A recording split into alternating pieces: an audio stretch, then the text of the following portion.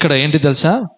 క్షమించడంలో దయ ఉండాలంట. ఇక్కడ ఫస్ట్ ఏమో ఒకరినొకడు క్షమించుకోమని చెప్పినాడు. ఇప్పుడు 6వ విషయంలో కూడా చెప్తున్నాడు, క్షమాపణలో దయ ఉండాలట. ఏం కలిగి ఉండాలి? దయతో కూడినది క్షమించాలి. ఎందుకంటే ప్రభు నీ యందు దయ కలిగి ఉన్నాడు, కరుణా హృదయములతో కలిగి ఉన్నాడు.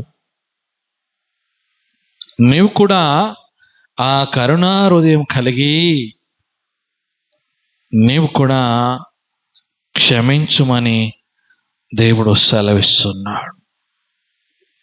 దేవుని బిడ్డలమైన మన జీవితాలలో మనము ఏమి చేయగలుగుతున్నాం? ఏడోది ఏం చేయాలో తెలుసా?